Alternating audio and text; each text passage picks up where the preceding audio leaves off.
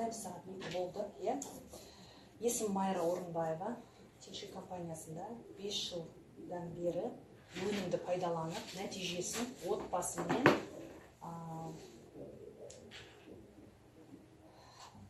бірге көріп келе жатырмын. Нәтиже өте керемет. Енді ол нәтижелермен бөлісетін болсам, мен таң атқанша айта аламын нәтижелерді. Ең өзімнің алған нәтижем, бауырдың жартысынан көбісі жұмыс жасамай қалды. Фиброз 2-ші стадия дейді. 4-ші стадиясы фиброздың цирроз болып есептеледі. Цирроздан білесіздер, адам уже келмеске кетіп жатады. Сол жағдайдан менің бауырымды осы Тинши өнімдері әрине үлкен дозировкада пайдаланған жағдайда фиброз 0-ге дейін тазалады. Күні кеше осы Астанадағы онкология больницасында фибросканның жаңа аппараты келіпті. Соған түсіп, фиброз 0 тағы да подтверждение жасалды. Бұл деген сөз, 5 жыл уақыт осы өнімнің арқасында мен бауырымды ұстап тұрмын. Хотя диета ұстамаймын. Обычно бауыр ауыратындар тек қайнаған, піскен және сондай пайдаланады ғой, күні кеше шашлык, 4 түрлі шашлык, хачапури, сыр жазылған нан, бәрін жедім, шүкір. Бауырым соны қорытып, қанға тазалап өткізуге шамасы келді. Оған әуелі Аллаға шүкір, сосын осы Тинши өнімдеріне шүкір деймін. Енді мен сіздерге осы алдағы демалыс күндері өтетін детокс бағдарламасына қатысуға шақырамын. Неге? Себебі бұл өнімді сау адам профилактика үшін ішу керек. Мысалы, фиброзды болдырмау үшін сап-сау бауыры бар адам, қазір аулада 21-ші ғасыр, сау бауыры бар адам жоқ. Немен таппайсыз? Свечамен, фонарикпен таппайсыз. Жер жаһаннан неше миллиард халық бар, соның ішінен бауыры сау адамды таппаймыз. Неге? Себебі питание дұрыс емес, экология өте лас, ішіп жатқан су хлорланған. Мынау әр үйде 2-3 машинадан бар, оның выхлопной газы солид тяжелых металлов дейді. Қорғасын сияқты ауыр металдар сол түтіммен біздің ағзамызға сіңіп жатыр. Миллиграммнан сіңіп жатыр, но ол күнде соны жұта бергеннен кейін ол біздің ағзамызда граммдап, килограммдап жиналып жатыр. Келісесіздер, бірақ біз ол нәрсенің бәрін өзгерте алмаймыз. Біз нені өзгерте аламыз? Біз тек организмімізді бір рет ген уборка жасап қоюды қолымыздан келеді. Ауаны өзгерте аламыз ба? Машиненің бәрін алып тастап жаяу жүре аламыз ба? Суды хлорламай, таза жаңа неден, пруттан немесе бұлақ қазып іше аламыз ба? Өзгерте алмаймыз, Біз нені өзгертеміз? Біз өзіміздің ағзамызды ғана өзгертеміз. Енді мынау физическое тело дейді ғой, мынау ағзаны бізге Алла тағала аманатқа берген. Естігенбіз ғой, аманатқа берілген. Жанымызды қондырған кезде мынау денені бізге аманатқа берген. Қаншалықты осы денеге жауапкершілікпен относиться будешь, соншалықты он тебе послужит. Неге долгожительдер, бұрын мысалы ата-бабамыз 80-бай, 90-бай, 100-бай деген балдар біздің қатарымыз бар, Неге олар солай қойды? Себебі әкесі 80-ге келгенде туған, 90-ға келгенде туған, 100-дің несін көрген кезде туған. Қалай болды оның бәрі? Олар экологиясы таза, бұлақтың суын ішкен, бір қойдың етін жеген еркек адамдар. Бірақ сол бір қойдың етін организм нетіп, қорытып, соның энергиясын пайдаланған ғой ол еркектер. Аттың үстінде мынандай дәу пәленбай килограмм шоқпармен, үстіне пәленбай килограмм сауыт киіп, энергия тратить еткен. Сол тамақ сіңеді ағзаға. Сіңген кезде одан энергия бөлінеді. Сол энергияны адам пайдаланса, ол уже считается ол тамақ. А біздің қазір ер азаматтарымыз тамақты жейді, машинеге отырады, тұрады, барып жұмысқа барады, орындыққа отырады, тұрады, үйге келіп ужинді жеп алады. Ужинға біз еще ең күшті тамақ істейміз ғой. Азаматымыз келатыр деп, етті асамыз, қамырды саламыз, майлы сорпаны береміз. Оны жеп алады да, жатады да қисайып диван көреді. Или басқа нәрсе істеп жатыр ма? Баяғы ата-бабамыз құсап аттың үстінде жүр ма? Емесе өзімізді алайық, әйел азаматтар, ладно, бізде айтамыз, ойбай, тынбаймыз, күніге пәленбай километр жүреміз, үйдің жұмысы көрінбейді ғой. Бірақ кірді стиральный жуып жатыр. Тоже мынандай орындық, үйде де орындық, жұмыста да орындық, автобусқа мінсең де орындық. То есть движение жоқ. келсеңіздер, иә, кірді, машине жуып жатыр, не тамақты машине пісіріп жатыр, плита пісіріп жатыр. Баяғы кемпірлер, ата әжелеріміз ұқсап барып, тезек теріп келіп жатқан жоқпыз, еңкейіп отын теріп келіп жатқан жоқпыз, шелек-шелек су тасып жатқан жоқпыз. То есть бізде де застой энергии. Біз жеп жатқан тамақ, енді тамақтың культурасы да бұзылған қазір. Оны да өзгерте алмаймыз. Консервант, стабилизатор, эмульгатор не қоспайды қазір тамаққа. Әшейін лепешка бөлке нан сатып аласыз ба, соның өзіне қазір маргарин қосып жатыр. А маргаринді ғылыми дәлелденді, маргарин пайда болғалы онкологияның злокачественныйға өткендігі дәлелденген. 19 ғасырға дейін, мысалы, дәу несінде мойында ат несі бар, опухолі бар, адамдар өмір сүріп 90-ға келіп қайтыс болып жүрді. Опухолі бұрыннан бар. А бірақ сол злокачественныйға қай жағдайда өтті? Мына тамақ өзгергеннен бері өтті. Маргарин, және толып атқан консервант, кез келген, мысалы мен магазинге кірсем, нанда басқа нәрсе алғым келмейді. Потому что бәрінің құрамын білем.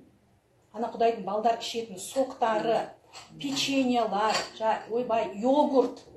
Оның ішінде пайдалы нәрседен гөрі зиян нәрсе көп.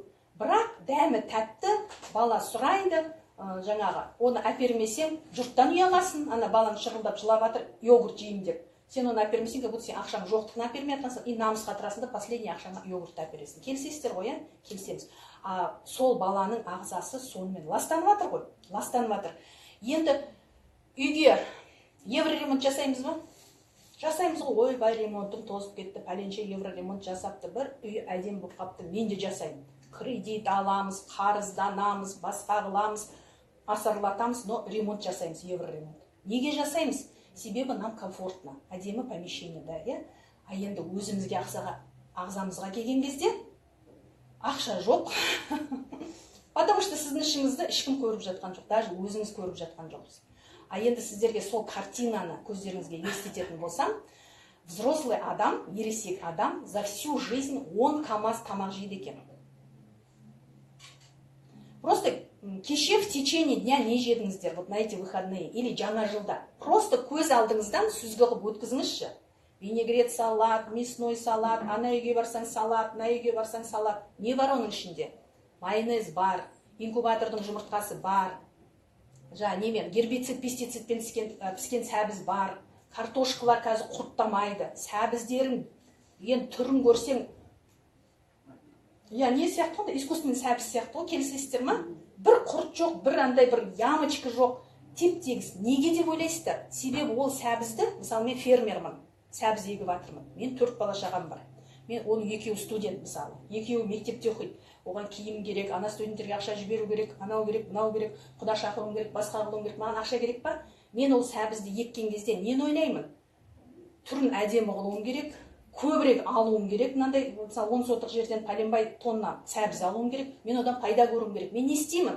Барам, дәрілерді әкеп құям топыраққа. Иә? Дұрыс па? Мен бизнесті ойлаймын. Тура солай картоп егіледі, тура солай капуста егіледі. Капуста вообще февраль. Қазір уже капустаның нетіп жатыр, оңтүстікте, егіп жатыр, подклёнка.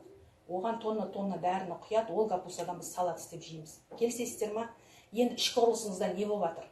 10 КАМАЗ тамақ, 10 КАМАЗдың мақұл енді, біз 90-да емеспіз ғой, 45-теміз. 5 КАМАЗ тамақ жедік. Магнумнан ана дәу арбаны кіргіземіз да толтырып продукт алып келеміз ғой үйге. Соның бәрі қайға кетіп жатыр? Ішімізге кетіп жатыр.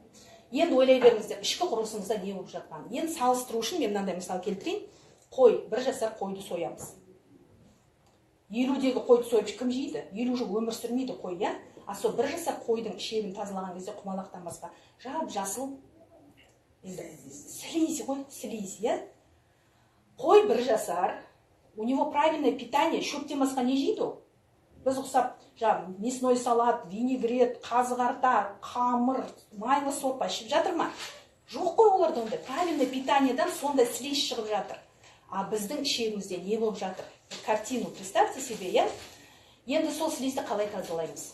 Соны тазалаудың түрі қазір өте көп. Детоксты, инстаграмда ашсаңыз да детокс, интернетті ашсаңыз да детокс, телевизорды қоссаңыз да детокс, иә? Детокс қазір модда. Неге деп ойлайсыздар? Себебі адамдардың көзі жетті. Аурудың барлығы біздің ішегіміздің ішіндегі слиздің шамасына байланысты екені. Неге? Себебі біз қалай өмір сүреміз? Біз жаңа тамақты жейміз, тамақ ас қорыту жүйесі арқылы қорытылады, сөйтеді де ішек арқылы қанға сіңеді. Сол қан, мынандай клеткадан біздің ағзамызда, мынау клетка, ядросы бар, митохондриясы бар, мынаның ішінің бәрі цитоплазма, жидкость, осындай клетканың бізде 70 триллионнан 120 триллионға дейін бар екен ағзамызда. Ол терінің клеткасы, ол шаштың клеткасы, ол тырнақтың клеткасы, көзімізге көрініп тұрған. Ол ішкі құрылысымызда бауырдың клеткасы, мидың клеткасы, жүректің клеткасы. То есть мынандай клеткадан бізде 70 триллион, мың, миллион, миллиард, триллион. Көзге елестетіңіз, қанша осындай клетка. Енді осы клетканың ішінде 10 мыңға дейін биохимический реакциялар жүреді. Реакция деген сөз, мысалы, екі зат бір-біріне қосылады. Нәтижесінде үшінші зат пайда болады. Сондай реакциядан 10 мыңға дейін жүреді мынаның ішінде. Ол ненің арқасында жүреді? Сіз не ішіп жедіңіз, ішек құрылысыңыздан не жедіңіз, соның бәрі қанға сіңеді. Қан жүгіріп әкеп мынаған, мына жерде есігі бар клетканың. Осыған кіреді, мынау клетканың ішінде биохимиялық реакция жүреді. Осының нәтижесінде мына жерден энергия бөлінеді. Сол энергияның арқасында сайрап сөйлейміз, қолымыз сермейміз, жүреміз, тірлік істейміз. Өмір сүреміз, бір сөзбен айтқанда. Енді осы 70 триллион клетканың ішінде мына биохимический реакцияға қатысу үшін қанша нәрсе керек біздің организмімізге? Бүкіл Менделеевтің таблицасы керек. Бүкіл Менделеевтің таблицасында 207 элемент бар. Селен, мырыш, кальций, темір, күнделікті естіп жүргеніміз, даже алтын мен күмістің иондары мынау реакцияның ішіне кіріп қатысады. Соның бәрін біз тамақпен алуымыз керек. Енді инкубатордың жұмыртқасында не бар? Дым да жоқ оның ішінде. Құр асқазаныңызды алдап, асқазаныңызды толтырасыз, қарным тойды, шүкір дейсіз, қоясыз. Оны ішкі құрылысыңыз қорытты, сіңірді. Мына жерде талақ деген нәрсе бар. Селезенка. Сол склад. Селезенка, ол склад. Селезенка не істейді? Селезенка жаңа жеген тамағыңыздың бәрін микроэлементке ыдыратады, да? Соны склад қып жинап қояды. Щитовидка сұрайма береді, ми сұрайма береді, бауыр сұрайма береді. А енді оның запасында сіз жеген нәрседе сәбізде бета-каротин болмаса, жеген жұмыртқаңызда инкубатордың мырышы болмаса, жеген алмаңыздың ішінде темір болмаса, селезенкада запас бола ма? Жоқ запас. Сөйтеді ол сіздің қарныңызды аштырады. Миға айтады селезенка, маған мырыш керек, маған темір керек, маған кальций керек деп айғайлайды. Ми айтады асқазанға, сөлді бөл, Майраның қарны ашсын, Майра тамақ жесін дейді. Қарнымыз ашты, холодильникті аштық, сметамен нанды ұрып алдық. Бар ма ішінде цинк? Жоқ. Кальций бар ма? Жоқ. Опять селезенка миға айтады, жоқ қой әлі кальций, қаяқта жібер маған. Жоқ. Енді тағы сөл бөлінеді, тағы аласта жолдан лаваш кездесті, ұрып жеп алдыңыз. Оның ішінде не бар? Дағдым жоқ. Наоборот, консервант, эмульгатор, стабилизатор толып атқан химикаттар бар. Оның барлығы мына клетканың ішін ластайды. Мынау клетка, мынау пайдалы заттарға емес, токсиндерге толады. Содан бетке әжім түседі ерте, бетке дақтар шығады, біреулерде псориаз болады, біреулерде экзема болады. Толып атқан ауру ғой қазір. Сау адам жоқ. Неге? Соның барлығы мынау 70 триллион клеткаңызға жаңағы микроэлементтердің жетіспегенінен. Біріншіден, екіншіден, толып жатқан консервантпен клеткаңыздың іші мусорға толады. Енді мынау клетка, бізде регенерация клетки деген бар. Мысалы, қолыңызды кесіп кетті жара. Жазылама ол?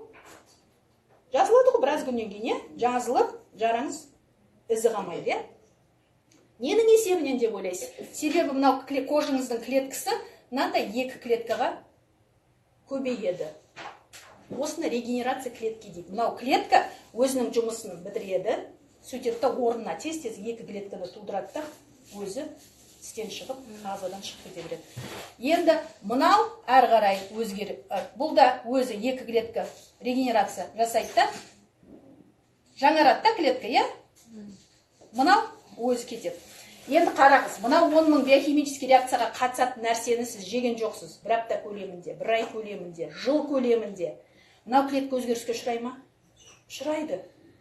Бұл клетка мына клетканы өзі өзгеріске ұшыраған мусорға тола клетка мына жаңа клетканы тудырғанда ол қандай клетка туады? Ауру адамнан ауру бала туыла ма? Тура солай мынандай жаман клетка туады, көбейеді. Бұл клетка әрі қарай өзінен жаман клетканы тудырады. Осы мына жерге келген кезде, мысалы, пәленбай клетка болған кезде, мынау Алла тағалам сізге берген нормальный клеткасы ма? Мынау уже урод клетка, ненормальный клетка. Осы ненормальный клетка сіздің ағзаңызда қай жерде қуыс бар? Сол жерге барып, бұл өзінше көбейіп, өзінше басқа нәрсені түзеді. Ол киста, ол миома, ол липома, аты көп оның. Атын жаттап үлгірмей жатырмыз. Не көп? Қазір образование көп. Енді ағзада қышқыл орта болады. pH деген 7-35, 7-34, дәлірек айтсақ. Осы сілті орта. Бізде сілті орта болғанда иммунитет жақсы жұмыс жасайды. Иммунитет жақсы жұмыс жасайды, ал мынау түсіп кеткен кезде 7-34-тен түскен сайын ол қышқыл ортаға айналады. Қышқыл ортада өзгеріске ұшыраған клетка тез көбейеді. Тез көбейеді, және ол одан ары қарай өзгеріске ұшырап, жаңа толып жатқан злокачественный опухольдар, опухольдің де түрі көп қой қазір. Вот сондай нәтижеге барады. Енді мынау клетканы таза сақтап қалу үшін, одан жаңа тәуір клетка көбею үшін біз не істейміз? Біз сіздерге детокс өтейміз. Яғни мынандай жағдайға жеткізіп, мен мысалы фиброзға жетіп барып, осындай детоксқа келіп, продукция ішіп, жаңалауым ғой, организм жаңаларын. То есть мен мына жағдайға келтірдім ағзамды деген сөз. А сіздер егер детокс өтетін болсаңыздар, сіздер мына клетканың барлығын мына жағдайға келтіресіздер. Себебі бізде детокс бағдарламасында не ішеміз біз? Хитозан ішеміз, өнімдердің ішінде. Фруктозан ішеміз. Шай ішеміз. Тенфенча дұрыс дейді. Негізі тенфенчадан да, антилипидный шайдан да 10 пакетик апарған дұрыс. Себебі екеуінің ағзаға әсері екі түрлі. Бір жағдайда мынаны ішесіз, екінші жағдайда басқасын ішесіз. Мынау үш өнім, мына клетка деңгейінде, жаңағы мен ішек қарында айтпай қояйын, клетка деңгейінде сіздің ағзаңызды тазалайды. Қалайша? Мынау хитозан деген нәрсе, менің екінші атым хитозан. Жүрген жерімде жара болса да хитозан айтамын, өті толса да хитозан айтамын, бас ауырса да хитозан айтамын. Неге? Себебі бас ауырса да, өті толса да, үстіне жара шықса да, оның бәрі мынау клетка әбден мусорға толып қалған деген сөз. Мусор деген сөз токсин, продукт жизнедеятельности микроорганизмов, паразитов организмдер. Соның бәрі мынау клетканың ішін ластайды. Клетка деңгейінде ластанған ағзамыз. Хитозан не істейді? Хитозанның 85% хитозанның өзі де, 15% хитин деген зат. Хитин біздің қанымызда Алла тағала фибрин деген затты берген өзі. Мынау фибриніміз біздің дұрыс жұмыс жасаған кезде, ол қашан жұмыс жасайды? Ол қаныңыз тап-таза болса жұмыс жасайды. А бізде қан қандай? Қанымыз болото біздің, тура болото. Мынау фибрин деген зат тромбы жасайды. Бұл фибринді бар ғой, медицинада қолданады. Адамның қанын алып, ұйытып, оны обработкадан өткізіп, фибрин алады да, операция жасаған кезде, кровотечение тоқтамай қалған кезде фибриндер тастайды. Сонда қан ұйып, операцияны до конца жасауға мүмкіндік береді. Мынау фибрин мен мына хитозанның құрамындағы хитиннің екеуінің формуласы, қасиеті, физические свойства, химические свойства дейді ғой, соның бәрі бірдей. Сондықтан мен жаңа жүрген жерімде кім болса да хитозан ішуді ұсынамын. Себебі хитозанның құрамында 15% хитин бар. Хитин не істейді? Хитин мынау 70 триллион клеткаңыздың ішінің бәрін аралап, ішінде шлак бар ма, токсин бар ма, улы зат бар ма, продукт жизнедеятельности паразитов бар ма, соның бәрін сорция жасап, шай оны ерітіп, ағзаңыздан шығарып отырады. Сондықтан жаңа вообще профилактический дозировкасы хитозан сыртын оқысаңыздар 2 капсуладан 3 мезгіл деген, ол бауырыңыз тап-таза, қаныңыз тап-таза, фибриніңіз жұмыс істеп тұр. Сол жағдайда сондай ішетін болсаңыз, сіз жандай жаман ауруға бармайсыз, ағзаңызды ластамайсыз. Ал енді біз Қай жағдайда келеміз Тиньшиға? Біз уже онкологияның ауылына барған кезде барып келеміз, есіміз жиямыз, иә? Әбден медицинада нәтиже көрмей, шаршап, сілеміз қатып, ақшамыз таусылып, күдерімізді үзген кезде келеміз. Сол жағдайда хитозанды мен құсап 5 капсуладан 3 мезгіл ішсеңіздер, 15 капсула тазалайсыздар. Себебі мына 15%-ді көбейтуіміз керек. Хитозанның 15%-ы хитин бар, 15 капсула ішсеңіз, мынау 15 есе көбейе ма? Вот, то есть на хитиннің процентный соотношениесі көп болған жағдайда сіз клетка деңгейінде ағзаңызды тазалайсыз. Бұл бірінші қасиеті хитозанның. Екінші қасиеті хитозанның. Хитозан ағзаға түскеннен кейін бізде хитиназа деген не бар? Фермент бар. Ағзамызда ферменттер бар ғой бізде. Фермент ағзадағы заттарды ыдыратуға қатысады. Пайдалы заттарға ыдыратады, иә? Мынау хитиназаның әсерінен хитозан гиалурон қышқылына ыдырайды. Гиалурон кислота дегенді естігенбіз ба? Гиалурон кислотаны әсіресе қымбат кремдердің құрамында көреміз. Кремнің рекламасын жасағанда әйелдің бетіне бүйтеді, бүйтіп қояды, гиалуроновая кислота бар ішінде деп реклама жасаған. Телевизордан, если внимательно послушать, көресіздер. Гиалуроновая кислота хитозан ағзаға түскенде хитиназаның әсерінен бірнеше фрагментке бөлінеді. Мынау хитозанның формуласы мынандай. Осы бірнеше фрагментке бөлінеді. Осының біреуі гиалурон қышқылы. Гиалурон қышқылы бірінші қасиеті хитозанды ұзақ ішкен кезде очки от зрения тастауға болады. Неге? Себебі көзде стекловидное тело бар ғой, который вот мысалы суретті көрдіңіз ба? Сол сурет на стекловидное телода преломляется и миға соның суреті түседі. И сіз көресіз картинаны, мынау мысалы алма екен или мынау сумка екен деп көре аласыз, иә? Мынау гиалурон қышқылы вот стекловидное телоны қалпына келтіреді. Сондықтан хитозанды ұзақ уақыт ішкен кезде зрение улучшается. Менде мысалы 58-дегі үлкен кісі болды. Очки, өмір бақи очки киген адам компьютерді, қағазды без очков жұмыс жасайтын жағдайға жеткізді. Ол просто от давления пила хитозан, от полноты пила.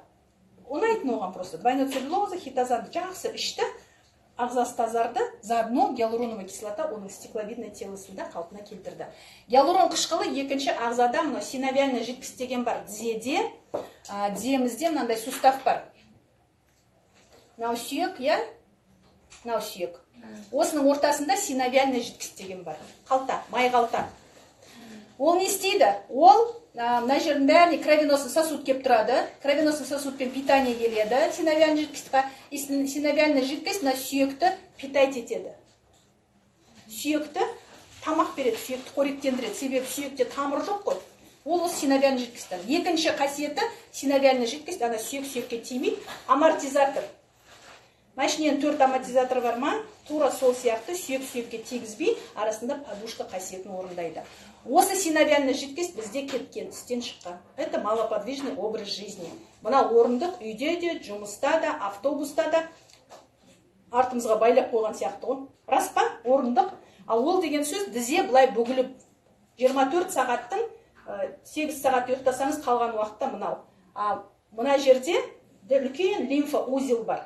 Лимфоузел, мына лимфоузел ненің ортасы?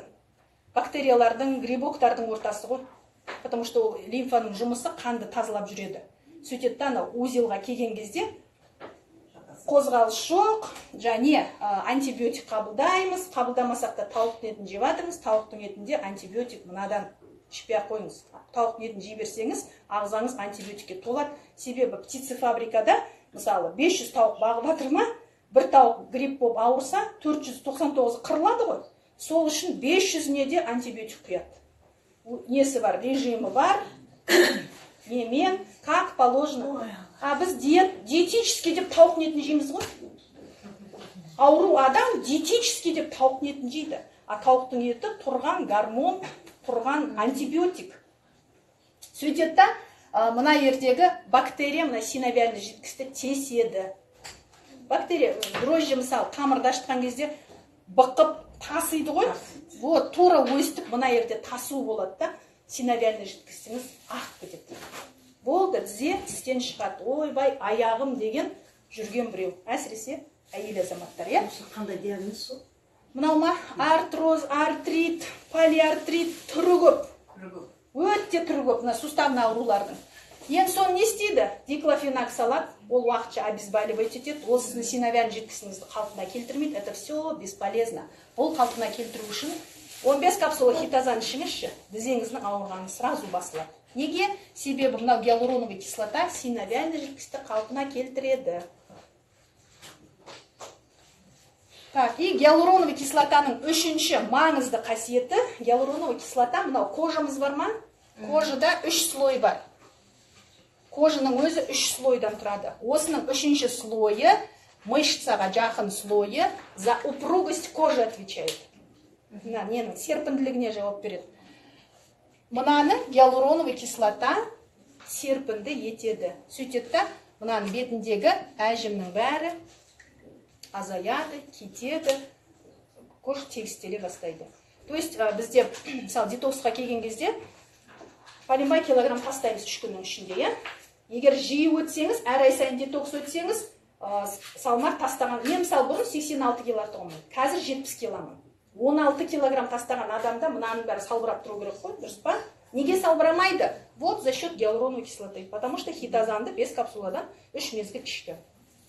А детокс кезде жатарда 10 капсуладан ішеміз. Әрі қарай неңізді хитозаныңыз таусылғанша аяқтайсыз. То есть бір упаковка хитозанды 10 күнде ішкенде, оның құрамында гиалуроновая кислота, оның құрамында 15% хитин өзінің жұмысын атқарады деген сөз. Фруктозан. Фруктозан ішегіміздің ішінде жаңа шырыш слизь бар ма? Килограммдап жиналған. Вот соның бәрін, мына 85% хитозан адсорбция жасайды. Фруктозан ішегімізде бифидофлора деген нәрсе бар. Бифидо, лакто, коли, бактерий. Ана врачқа барсаңыз антибиотик береді, артынан жаңа хилофортеш, линекс фортеш, бифидум бактерин дейді ғой. Оның бәрі инородная бифидофлора, оларда бифидофлора, оларда тірі. Бірақ ол лаборатория жағдайында өндірілген сіздің ішегіңіздегі өзіңіздің анаңызбен туылған бифидофлорамен екеуі екі басқа нәрсе. Ол сіздің ағзаңызға түскенде, мысалы, хилофорта сүйек қой, ішесіз, асқазан сөлінде соляная кислота бар, ол оның паленбайын қырып тастайды. Одан кейін өт тамады, өт паленбайын қырып тастайды. Сіздің ішегіңізге оның бір какой-то бір 10-нан бірі барады. Ақшаны далаға шашқанға не ма? Бірдей.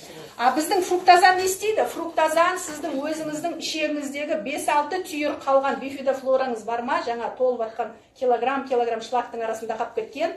Вот сол 5-6 бифидофлораңызды килограммдап көбейтеді. Сондықтан бізбен детокс өткен кезде таразыда 2 кило, 3 кило, 4 кило салмақ разница болады, бірақ беліңіз 2 размерге азаяды. Неге? Себебі килограммдап шлак шықты ағзадан, килограммдап ішектегі шырыш шықты ағзадан, килограммдап ішегіңіздегі бифидофлора қалпына келді. Сондықтан салмақта таразыда разница болмайды, бірақ кожыңыз подтянется, ағарасыз, көзіңіз жылтырайды, энергия бітеді, и объем талии паленбай сантиметрге азаяды. Мен мысалы 2 размер юбкамды кидім бір детокс өткен кезде. Бірақ мен бар несін соблюдать еттім. Неге біз сіздерді отельге өтуге шақырамыз? Себебі үйде 5-те тұру қиын. Кешке кеш жатсаңыз, 5-те бір көресті, будильникті өшіріп қой, қазір жарты сағат жата тұрайын. 6-ға шейін болады ғой, 7-ге шейін болады ғой, уақыт өткізіп аласыз. Ал 5 пен 7-нің арасында, таңғы 5 пен 7-нің арасында күн шықпай тұрып, адамның тоқ шегі жұмыс істейді. Тоқ шек, ол канализация ғой. Тоқ шек деген. Нағыз жаңа жеген тамағыңыздың керек емес шлагы, несі, қалдығы, соның бәрінің жиналатын жері. А енді ағзамызда су тоқ шектен сіңіріледі. Жақында Ақтөбедегі бір дистрибьюторым жазыпты. Ішім тас болып қатып қойған, және шыға алмай жүрмін, мазам да уже батып жатыр жағыма дейді. Апта болып қалды дейді. Азында су ішесің ба, ішпейсің. Вообще су ішпеймін дейді. Неғып ішпейсің десе, білмеймін, су іше алмаймын мен дейді. Ол енді өзіне мынақа құйып алған, су іше алмаймын, болды. Қырсықтықта. Мен айтам енді, значит, сен 5 пен 7-нің арасында су ішпесең, а 5 пен 7-нің арасында ағза тоқ шектен су алу керек. Сіз ішкен жоқсыз. Ол қаяқтан алады? Жаңағы шлагыңыздан алады. Каловый завалыңыз бар ма? Шығуға дайындалып тұрған. вот соның ішінен суды сіңіреді. Сосын ол кал не істейді? Құмалақ ол қата береді ғой, нығыздала береді, ақырында тасқа айналады. Талай тас түскен жағдайлар бар бізде. Ана не ютубта ақтаратын болсаңыз, жұдырықтай тасты операция жасап ішектің ішінен алып атқан жағдайлар бар. Сасып кеткенде енді несі жоқ оның, айтатыны жоқ. Біз просто мынандаймыз да, үлкен дәретке шығу ұят нәрсе, жел шығару ұят нәрсе, сондықтан ол теманы әдемі жауып қоямыз да, деп жүре береміз ғой, сен тимесең мен тиме деп. А шын мәнінде оның бәрі қанға сіңіп жатыр ғой. Енді ойлаңызшы, қалдан алынған судың несі, качествосы қандай су болады ол? Өзің ойлай беріңіз, көзіңіз елестеп. А сол суды ағза қабылдап жатыр қанға. Дұрыс па? Соны айтып едім, болды, су ішетін болды.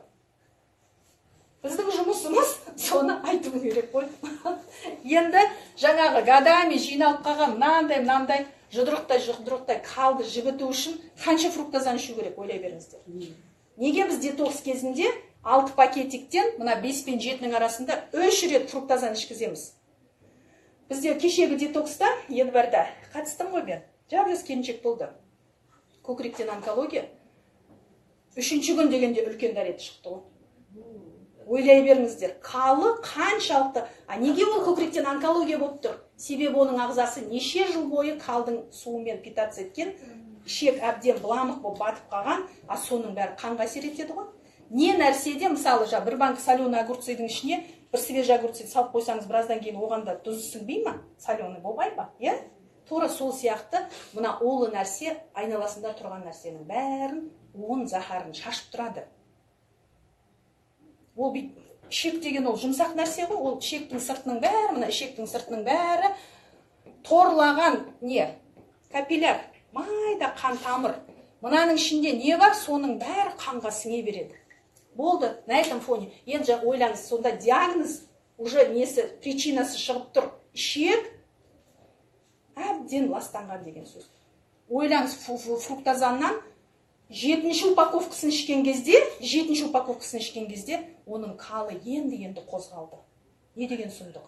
А сол нәрседен мы, вот қазір отырған адамдар от этого не застрахованы.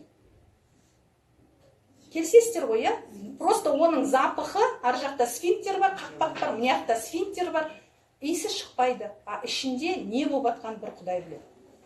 Тағы бір жағдай болды менде.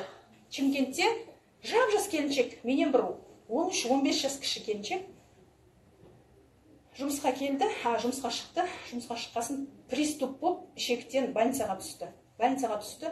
Сөйтсе, ойбай, аппендицит деп операция жасаған, нетсе, бір қарыс ішек вообще қарайып, шіріп кеткен ғой. Ішінде сонша нәрсе жатса, ол шірейді ғой, это естественный нәрсе ғой. Шіріп кеткен, соны кескенді, тігіп берген, қарын тіккенді жіберді. 10 күн нәрсе жатқаннан кейін үйіне шығып, 2 бүктеліп, неге барады, перевязкаға барып жүреді. Тек кетанал ма, не обезболивающий. Сонымен жүреді ғой. Потому что ауырат дейді, ішімнің бәрі ауырат. Неге ауыратынын түсінбейді.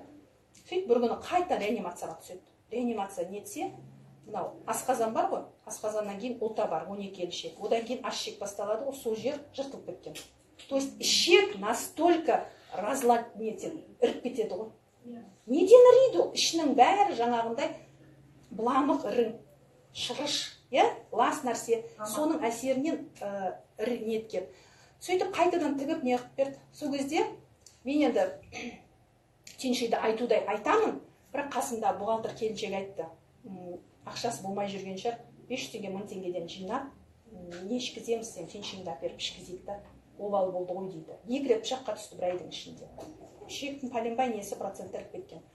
Сөйтіп сондағысы бір кальций әпердік, бір хитозан әпердік, бір кардицепс, бір цинк и бір шай әпердік. 5 сатты мен скидкамен бір коллективтен жиналған бір 30-35 теңгеге алып бердік. Сөйтсе 10 күн демей ақ қояйын. 2 аптадан кейін ба жұмысқа шықтан келіншек. Жазды WhatsApp-қа. Не қасиеті бар, қанша обезболивающий алдым, қанша перевязкаға бардым, операция кезде қанша система салып жатыр. Бұндай менде энергия болған жоқ, а мынадан уже жақсы болды. Не істеді? Мына гиалуроновая кислота өзінің жұмысын істеді. Мынау хитин өзінің жұмысын істеді. Жаңа не? Кардицепс нені қазір айтам. Мынау шай соның бәрін жуып, шайып, ана жараның тез жазылуына и мына кишечниктің стенкісінің қалпына келуіне әсер етті. Болды, бар жоқ сол. Детокс кезде ойлай беріңіздер енді. 10 капсуладан әрқайсысын 3 мезгіл ішкен кезде сіздің ағзаңыз мынандай клетка деңгейінде болатын 10 000 биохимический реакцияға қатысатын бүкіл микроэлементті кардицепспен, спирулинмен, холикаммен, кальциймен бүкіл ағзаңызға қажетті микроэлементті жеткілікті мөлшерде аласыз. То есть жеткілікті деген сөз 70 триллионнан 120 триллион клеткаға дейінгі клетканың бәріне жеткілікті микроэлемент алынады. 3 мезгіл коктейль ішіледі. Енді 3 күн аштық сақталады бізде, иә? Неге? Себебі анау мына продукцияны іштіңіз, ол өзінің жұмысын жасап жатыр, сіз оның үстіне қамыр, ет, жеп жатқан сметаныңыз тастасаңыз не болады ол? Ананың жұмысының бәрі бештен болады. Сондықтан 3 күн аштық сақталады. Сол үшін біз оны отельге өткіземіз. Отельде сізді 4:30-нан бастап служениеда қыздар оятады, суыңыздың бәрін дайындап қояды. Тек өніміңізді алып, номерден шығып, сосын демалыс қой. 3 күн үйдің суетасынан, жұмыстың суетасынан, әңгіме сөзден вы изолируетесь. Сами собой қаласыз, тек өзіңізбен жұмыс жасайсыз. Сосын отельде тегін білім аласыз. Ол жерде врачтар барып консультация жасайды, мамандар барып не өтеді, сабақтар өтеді, біліміңізді жетілдіресіз. Ақша туралы білім, вообще өмір туралы білім, психология туралы білім, денсаулық туралы біліммен сусындап шығасыз. И соның бәрі бар жоғы жаңа 20 000 теңге отельге төлейтін. 20 000 теңгені шын мәнінде біз отельге төлейміз. Бұл 20 000 ішіне отельге 3 күн жатқаныңыз кіреді.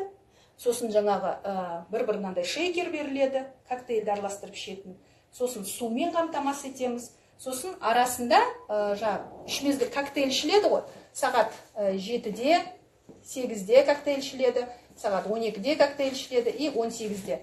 Бұл уақыттардың бәрінің несі бар, түсініктемесі бар. Неге 8-де? Себебі 7 мен 8 арасында асқазан барынша жұмыс жасайды. Сол кезде ішілген коктейль асқазан жақсы сіңіреді оны. Өзінің несінде сіңеді ағзаға. Сағат 12-де ішетініміз 1 мен 2-нің арасында аш-ішектің уақыты. Аш-ішек деген жаңағы бүкіл жеген нәрсеңіздің қанға сіңетін жері, мына жер. 18 деген сөз 19-дан кейін асқазан ең минимальный режимға өтеді, то есть асқазан жұмыс жасамайды. Сондықтан сол уақытқа дейін біз коктейльді ішіп сіңіруіміз керек ағзаға. То есть бәрі режиммен жасалады. Ең бастысы 5 пен 7-нің арасында тоқ-ішектің уақытында бізде танец активизация меридианов жасалады. Активизация меридианов деген біздің ағзамызда неге мынау шығыс медицинасы мен батыс медицинасының айырмашылығы жер мен көктей? Себебі шығыс медицинасына 7000 жыл уақыт болған. А батыс медицинасы ол кеше пайда болды. Бактерияны микроскоппен көргеннен кейін бір парлағанда 250-300 жыл болған шығар. Қайсының бір несі тәжірибесі көп? Әрине шығыс медицинаның тәжірибесі көп. Шығыс медицина бойынша жалпы мынау батыс медицина мен шығыс медицинаның айырмашылығы, батыс медицинаның қателігі бізде органдарды бөлек қарайды. Кардиолог жұлып алып жүректі өзінше қарайды. Гастроэнтеролог тек асқазанды қарайды, проктолог тек тікішекті қарайды, уролог тек еркектің несін қарайды. Ал шығыс медицинада осы 12 органды бір-бірімен жұптастырып қойған. Қазір осы қыс уақыты мочеполовая система дейді. Бүйрек, қуық и нелер. Матка, яичник, простата, половой органдар. Солардың уақыты. Қазір детоксқа егер бесплодиесі барларды қатыстырсаңыздар, жалпы мочеполовой системасында нарушениесі бар адамдарды қатыстырсаңыздар, нәтиже өте жоғары болады. Қыста детокс ішкен адам 1-2 айда көтеріп кетеді. Себебі осы органның уақыты. И танец меридианов деген, активизация меридианов деген, сол внутренний органдарымыздың меридиандары бар, біздің денеміз арқылы өткен. Қолдың сыртында 3 меридиан, ішкі бетінде 3 меридиан, аяқтың сыртында 3 меридиан, ішкі бетінде 3 меридиан, иә? Сол меридиандарды біз простукивать етіп, под музыку, при сопровождении маман өзі сопровождать етеді. Сонымен ананың бәрін простукивать етеміз. То есть продукцияны ішесіздер, суды ішесіздер, енді ағза тазарып жатыр ғой, соның жұмысын комплексно жеңілдету үшін сондай активизация меридианов деген упражнение жасаймыз. Ол сіздің мына ішкен продукцияңызды үнемдейді. То есть эффективно. Егер сіз шалқаңыздан жатып ішсеңізде ол продукция жұмыс істейді. Но ол эффект кем болады, иә? Ал егер мына активизацияны подключать етіп жасайтын болсаңыз, 5-тен 7-ге дейін, 5 литрге дейін суды ішетін болсаңыз, онда сіз ағзаңызды на много процентов эффективно тазалайсыз. И мына өнімдер де сіздің ағзаңызға тигізетін әсерін процентінің несін көтереді, тиімділігін көтереді. Сондықтан біз осындай детокс бағдарламасын отельде өткіземіз. Отель өте керемет, премьер деген отель өткен айда болдық. Іші тап-таза, жұлдызы жоғарылау, жаңадан ашылған, бар жағдай жасалған, банясы керемет енді. Саунаға түсеміз. Неге саунаға түсеміз? Жалпы біздің детокстың нәтижесінің жоғарылығы неден? Себебі детокс кезде біз біріншіден өнімді ішеміз бізде, екіншіден жаңағыдай активизация жасаймыз. Мынау режим биологическое время деген бар. Биологическое время жаңа әрбір органымыз, 12 мүшеміз 24 сағатты 2 сағаттан бөліп алған. Сол 2 сағатта сол органдар өте қатты жұмыс жасайды. Біз сол уақыттарды, мынау продукцияны ішуді осы уақытқа сәйкес қойылған бізде. То есть, опять же, несі эффективность жоғары болады. И ең маңыздысы, жалпы біздің ағзамызда 4 шығару органы бар, выделительный орган бар. Жаңа айттық қой енді, нені есебінен өмір сүреміз, не жейміз, сол ағзамызға сіңеді, оның қалған ағзамыздан шығады, біз соның есебінен өмір сүреміз, дұрыс па? 4 выделительный орган. Біріншісі үлкен дәретіңіз. То есть жедіңіз тамақ, ағза өзіне қажетін алды, қалған шлакты тігішек арқылы сыртқа шығарды. Екінші выделительный орган моча, мочевая система. Бүйрек, ол не істейді? Бүйрек мынау қанға питание келді ма, жеген тамағыңыз, бұның ішінде мынау реакция жүрді ма, жүргеннен кейін оның ішінде де керек емес нәрсе түзіледі ғой. Сол нәрсе қанмен бүйрекке келеді. Бүйректе тырнақтың басындай клубочковый аппарат бар. Тырнақтың басындай. Сол клубочковый аппарат енді сіздің қаныңызды фильтровать етеді. Керек емес мынаның ішінен шыққан шлактың бәрін мочаға жібереді да, тазағанды қайттан бауырға айдайды. То есть екінші орган мочевая система, Үшіншісі дыхательная система. Мынау 10 000 биохимический реакция нәтижесінде бұл жерде газобмен жүреді. Азот бөлінеді, көмірқышқыл газ бөлінеді. Сол нәрсенің бәрін өкпе тоже шығарып отырады. То есть третий выделительный орган. Енді и четвертый выделительный орган это кожа. Мен банядан шығарып отырмын ғой әңгімені, саунаға түскен кезде, үстіңізді пилинг жасаған кезде ужас үстіңізден өлексе клеткалар түседі. Ол мына клетканың жоғарғы қабатындағы өлген клеткалар. Және шлактар. Себебі анау шек, жаңа қызды айттым ғой келіншекті. 3-ші күн дегенде үлкен дәрет шықты. То есть оның бірінші выделительный орган жұмыс істемеген дұрыс. Дұрыс па? Значит, ағза оны почка арқылы шығарады. А почка арқылы талды қалай шығарады? Ол шығара алмайды. Ол токсинді қанға сіңіріп, қан арқылы лимфосистема тері арқылы шығарады.